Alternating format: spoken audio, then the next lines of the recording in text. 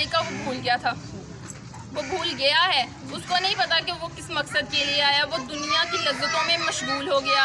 उसको ये भूल गया कि अगर वो इस दुनिया में नेक अमाल करेगा, अपनी औलाद की अच्छी तरबियत करेगा, तो वो सदका जारिया होगा, यानी वो सदका चलता रहेगा, उसके मरने के बाद भी उसको सवाब मिलेगा। अब इंसान मर जाएगा, इंसान की औलाद जो है, इंसान के जो बच्चे हैं, वो अगर नेक अमाल करेंगे तो उसका सवाब उनको होता रहेगा, उनके माँ बाप को होता रहेगा। अब एक कब्र है, ये हमारे मरहूमीन की कब्र है, हम जहाँ वहाँ जाके लाइट लगा दें, बल्ब लगा दें कि उनको रोशनी हो, कैसे रोशनी होगी? नहीं, क्योंकि ये हमारी बनाई हुई चीज़ है, ये रोशनी हमारी बनाई हुई है, ये हमने बनाई है, साइंसदानों की इजाज़त है।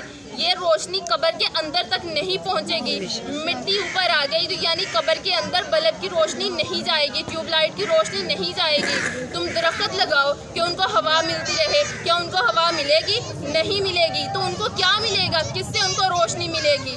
किस चीज़ से उनको रोशनी मिलेगी? ये जो आप इसाले सवाब के लिए अपने माँ बाप के लिए ये कुरान खानियाँ करवाते हैं, महफिल करवाते हैं, ज़िक्र मोहम्मद आले मोहम्मद करवाते हैं, यही ज़िक्र है जो उनकी कब्रों को रोशन करता है, यही ज़िक्र है जो उनकी कब्रों को रोशन करता है। और जिन माँ बाप ने अपनी औलाद की अच्छी तरबियत की होती है, वो कोई भी अच्छा काम करे, औलाद सदका जो सा सदका जारिया है, औलाद की अच्छी तरबियत करना, उसका सारा सवाब माँ बाप को भी मिलता है, इंसान के साथ साथ उसके माँ बाप को भी मिलता रहता है। अब जब कब्र में एक मोमिन जाएगा तो क्या कैफियत होगी?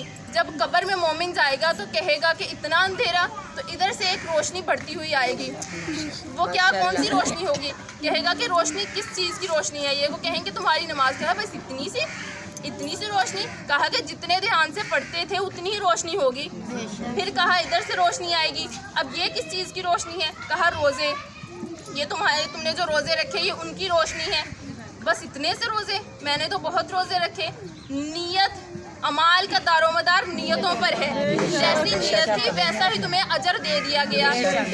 इतना ही अजर है, इतनी ही रोशनी होगी। और फिर हज, ज़कात, जो कुछ किया होगा, सारे अमाल मिलकर भी तुम्हारी कब्र को रोशन नहीं कर पाएंगे। फिर तुम्हारी मोमन की कब्र को क्या रोशन करेगा? फिर ऊपर की तरफ से सरहाना, यानी कि ऊपर जब इंसान ऐसे लेटा होगा, ऊपर की तरफ से एक रोशनी आएगी और वो पूरी कब्र को रोशन कर देगी। तो फिर इंसान सवाल करेगा कि ये कौन सी रोशनी है?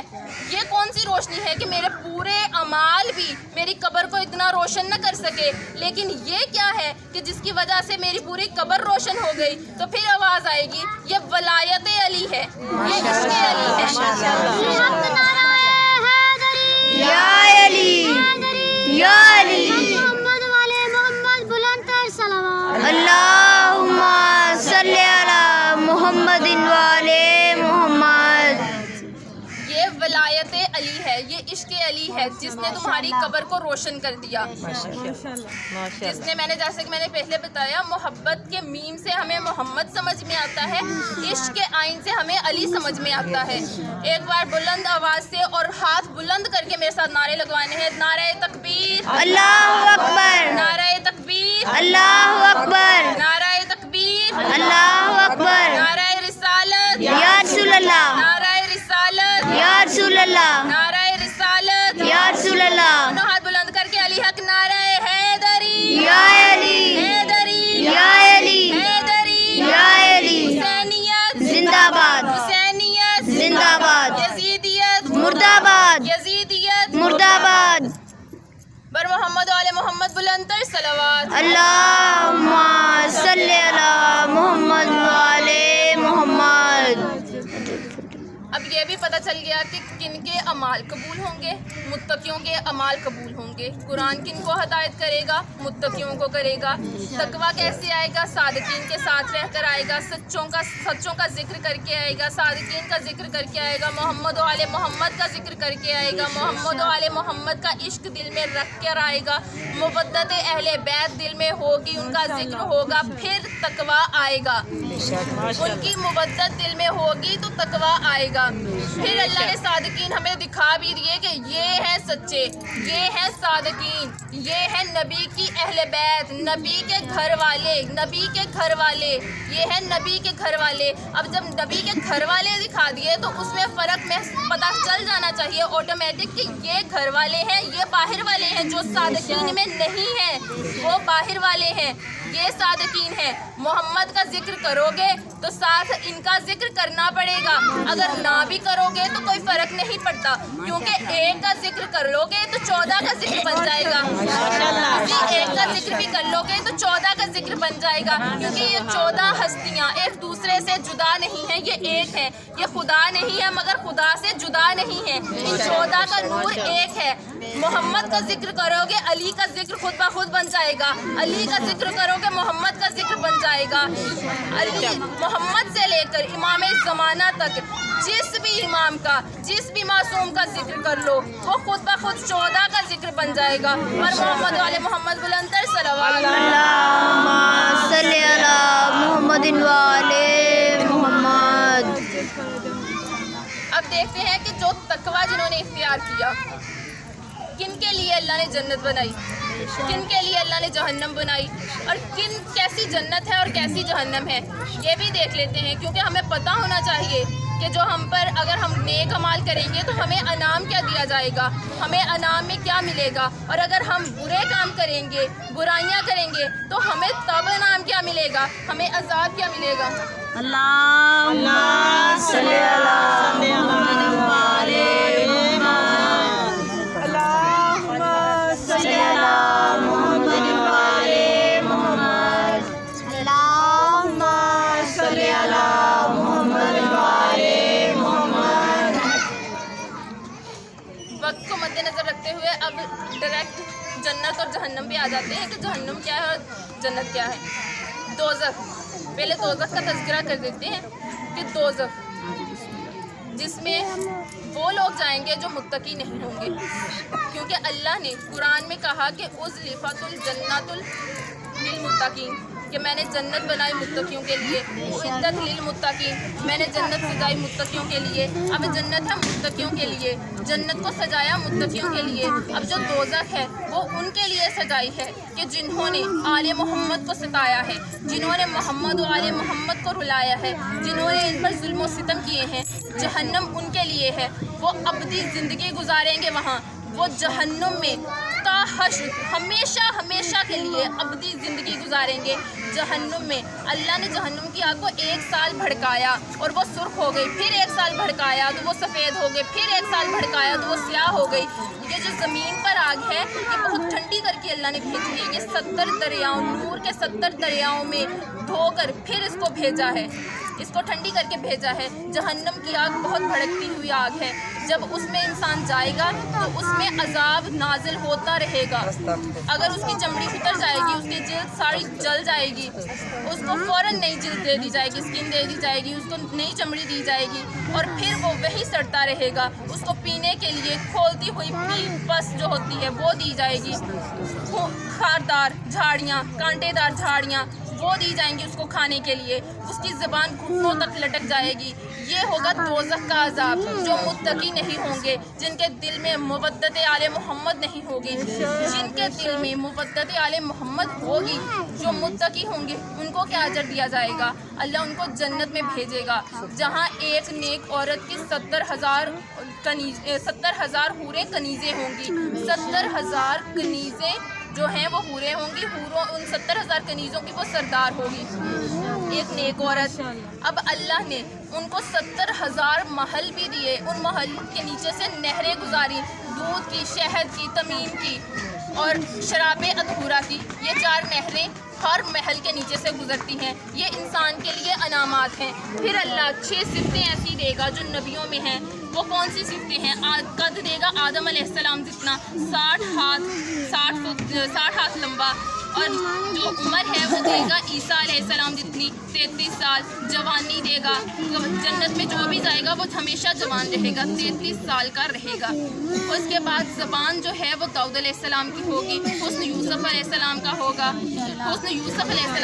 دل ایوب علیہ السلام کا ہوگا, اور اخلاق جو ہے محمد مصطفیٰ صلی اللہ علیہ وسلم کا ہوگا.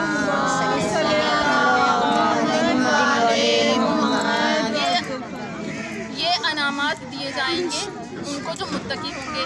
اب وقت کو مد نظر رکھتے ہوئے چند فکرے میں مصائب کے پڑھتی ہوں, کیونکہ یہ ویسے تو محرم نہیں ہے, ربیع الاول کا مہینہ ہے, خوشیوں کا مہینہ ہے, برکتوں کا مہینہ ہے, لیکن امام حسین علیہ السلام کے ایک فرمان کے مطابق کہ مولا حسین علیہ السلام فرماتے ہیں کہ جب تمہیں دنیا میں کوئی شدت سے غم ملے تو ہمارے غموں کو یاد کر لینا, تمہارے غم کی شدت کم ہو جائے گی.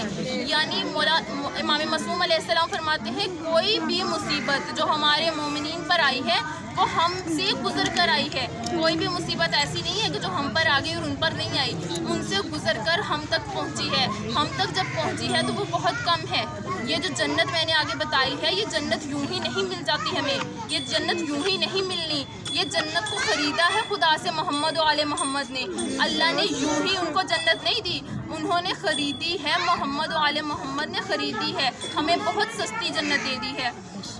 اجر رسالت میں مودت آل محمد مانگی تھی رسول اللہ نے, لیکن امت نے کیا کیا, ادھر رسول اللہ نے پردہ کیا, ادھر امت نے ان کا دفن, ان کا کفن, کچھ بھی کسی میں حصہ نہ لیا. سارے سقیفہ میں جا بیٹھے خلیفہ بننے کے لیے.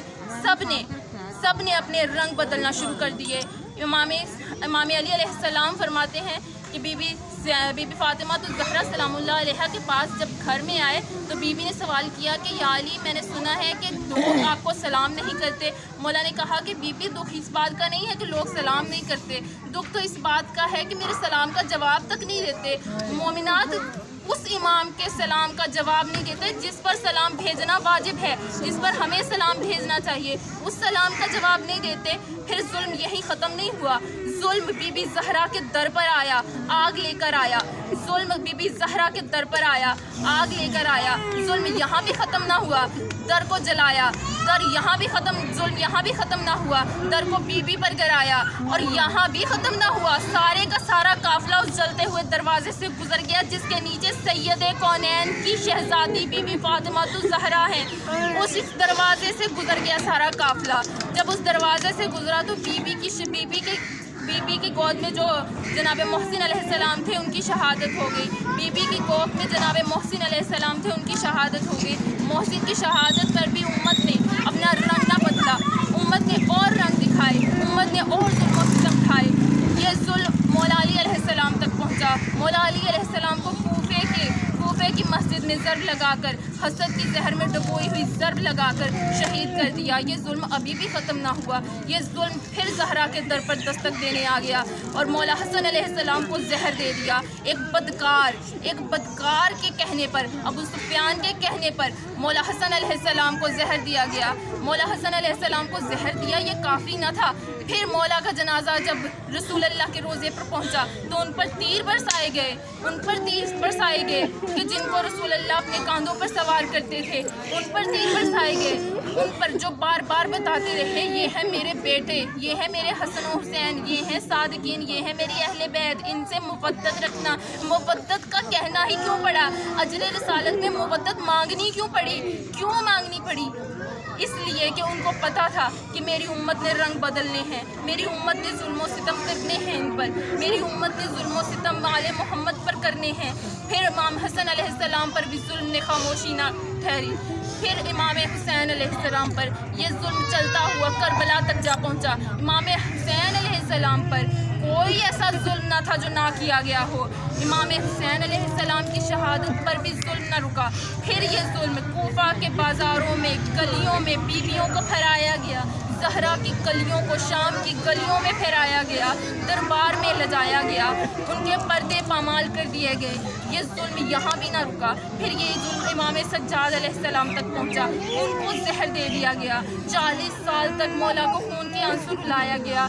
किस्सा मुख्तसर, ये जुल्म यूं ही चलता रहा, हर इमाम से गुजरता हुआ। ये जुल्म इमाम ज़माना तक आ पहुँचा, ये जुल्म इमाम ज़माना तक आ पहुँचा। यहाँ इमाम हसन अस्करी की शहादत हुई, वहाँ जुल्म ने चाहा कि मैं अपनी लपेट में ले लूँ आखिरी हुज्जत खुदा की, आखिरी हुज्जत खुदा को अपनी लपेट में ले लूँ, तो अल्लाह ने अपनी हुज्जत को बचाया, हुज्जत खुदा को गैबत के पर्दे में छुपा दिया। अब मोमिनीन मज़लूमियत आज भी बरकरार है, जुल्म आज भी बरकरार है।